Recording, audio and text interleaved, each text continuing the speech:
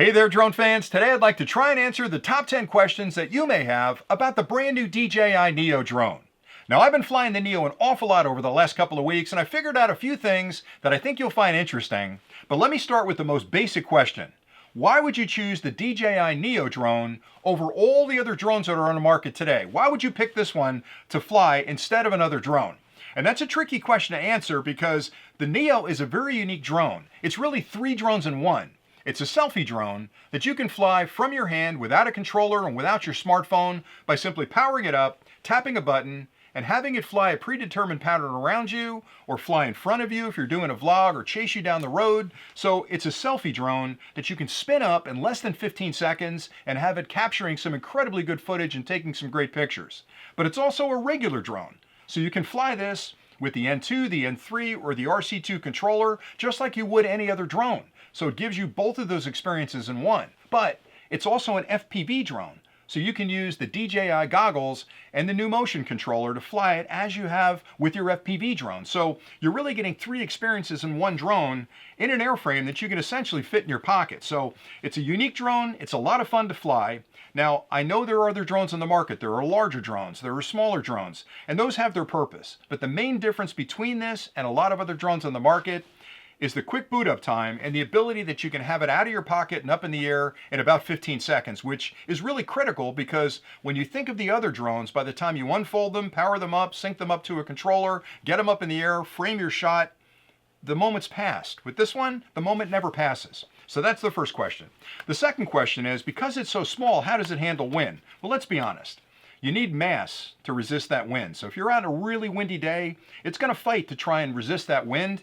But I wouldn't take it out on really, really windy days. Now, I've flown it down near the shore where I've had a lot of breezes coming in off the water, and it handles it pretty well. But if it's a really, really breezy day, just keep it low, keep it close. Don't take it up to 200 feet in the air if you're using a controller, and keep it near you so you can keep an eye on it. But I would say 80% of the time that I went out to fly with the Neo, I haven't had a problem whatsoever. And because it's got stabilization for the imaging, it's going to correct for a lot of the movements out there on those really windy days.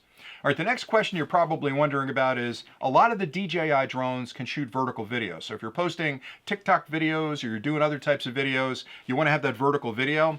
This can't do that because the camera is fixed on the gimbal in the front. It can't actually flip like a lot of the other drones on the market.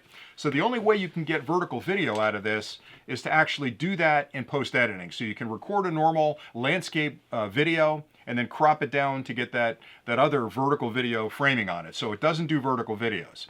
Another question people are asking is, can you fly it over water? There's a lot of rumors out there about the ability of this drone to fly over water. And I'll tell you, the challenge with flying over water with this drone and a lot of the smaller drones is that it uses GPS to coordinate where it is in the air. But when it gets closer to the ground, on the bottom, you'll find two little sensors right there. These are called time of flight sensors, and they basically ricochet a signal off the ground when it gets close to the ground. And the challenge with flying over water or snow or other reflective surfaces is that it can't really get that signal back cleanly like it would over a fixed surface like this. So when you move out over water or you fly off the edge of a cliff, it can't actually detect where the ground is. And the challenge with that is it's going to constantly try and adjust its height to find the ground. And if it's reflecting off of water, this is going to take a dive. So you've got to be really careful with it when you're flying over water. But here's the best part. That time of flight sensor on the bottom doesn't really kick in until you're under about 30 feet, 25 feet. So if you stay above 25 or 30 feet over water, you're going to be just fine. But that's the reason you got to be careful over water. Okay, the next question was the flight time. Now, it's advertised that 17 minutes is the flight time on a full battery. My findings in the field after flying it a lot and running through a lot of batteries is that you're going to get an average of about 13 minutes, best case, 14 minutes, best case, and it depends on what you're doing. So if it's flying in a non-windy day or a very minimally windy day, you're going to get a lot more flight time out of it. If you're not doing exotic tricks like flying around you or doing the spirals, you'll get more flight time out of it. So generally, I would keep a couple extra batteries with me, but it's a really nice drone if you're doing vlogs outside and you want to have some flying drone follow you as you're walking through the woods, you're walking along a street. It's great for that. But I would say 17 minutes advertised, probably 13 minutes is a good gauge for how much time you'll keep it up in the air. The next question has to do with indoor crashes. A lot of people are asking about, can I fly it inside? Is it safe to fly it inside? I've heard about a lot of crashes indoors. Again, that's where the time of flight sensors come in, because when you're inside the house, It's not going to use GPS to keep it stable and understand where it is in the 3D space. The time of flight sensors are critical, so if you're flying it over carpeting or over a floor that can actually see the floor and know where it is, you're going to be fine. But if it's a dim room, those don't work real well because it can't reflect off that surface. It can't see the surface. So if you're flying indoors, my suggestion would be turn on a lot of lights in the room so you have a well-lit room. Fly it in a place where it's got, reasonable flooring. It's not going to be a highly reflective flooring. I know a lot of the newer tiles are extremely reflective. So just be aware of where you're flying in the house and you won't have any problems whatsoever. I have a lot of fun flying it in the house on rainy days. It's one of my favorite things to do is to try and fly it between rooms in the house and get good at that sort of FPV control. All right, the next question is the SD card slot. This doesn't have an SD card slot on it, and the reason for that is that they've got 22 gigs of internal memory, and they tried to keep the cost as low as possible with this, and when you add an SD card slot, you've got to have the circuitry inside to write to the SD card and pull the data off the SD card, so the internal memory is more than enough than what you'll need. I find that I fly it probably 2 days on average and fly it a lot through 3 batteries twice over and still have plenty of room on the SD internal memory. And again, the way you'll transfer that off is simply connect this to your computer with a USB-C cable and you'll see it as an external drive. Then you can move those files from the Neo over to your computer. So pretty easy to do that. Another question was, can it follow a car? It can't. And the reason it can't is because it's using artificial intelligence and it's looking for your face. It's looking for you. So it sees you when it's in your hand, and it actually sees you, zeroes in on your face, and it knows what it's following, and it's going to stay there close to you. It's going to follow you. It can't follow a car. It can't follow a bicycle. Follow a bicycle. It can't follow a boat. So it's keying on you. Now, if you're standing next to the car, it's going to zoom around you because it sees you. It doesn't care about the car. But if you're inside the car, it can't see you, so it's not going to follow the car. Now, you can certainly follow a car if you're flying it manually, but automatically, as a selfie drone, it can't do that.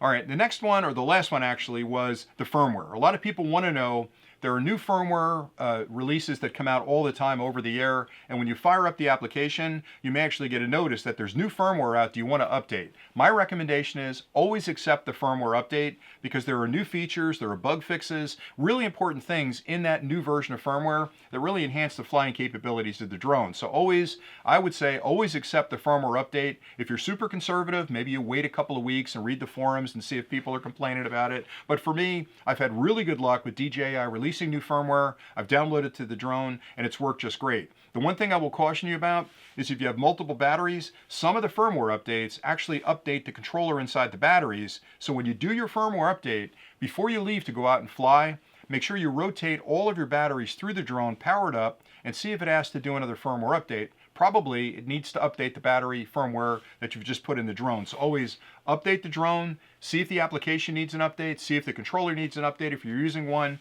and rotate your batteries through the drone. You'll be in good shape. And then I'll give you a bonus question here, which is one that I just found yesterday. Why would you go with an external charging hub? Well, for starters, when you first start flying the drone, I'm going to promise you, you're going to have so much fun flying this thing that you're going to want extra batteries. And the minute you get extra batteries, you've got to charge those batteries. Now, you can certainly charge the battery in the drone by simply plugging this into a charger and charging it internally. The challenge with that is that it's not as fast because it limits how much current actually goes through the drone so it doesn't heat up to charge that battery. In the external charging hub, you can put more power into the hub and you'll charge them quicker in the hub. So my recommendation is if you're looking for accessories, the first day you fly this, you're going to want extra batteries.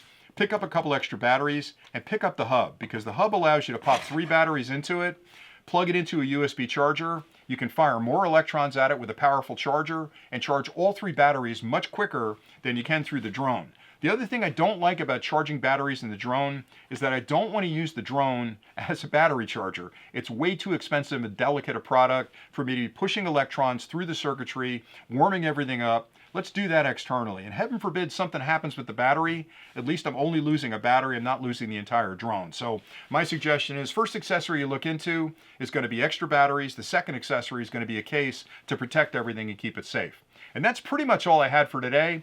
This is a great drone. I've been flying it again for a couple of weeks, and it's fast becoming my go-to drone when I want to go out and have a little fun on a Saturday afternoon. I'll take this, I'll take the RC2 controller, and I'll just go out there and fly through a bunch of different batteries and really come home relaxed and smiling ear to ear because I really have a lot of fun flying these guys. And that's pretty much it for today. So thanks an awful lot for watching. I hope you found value in the clip, and we'll see you next time.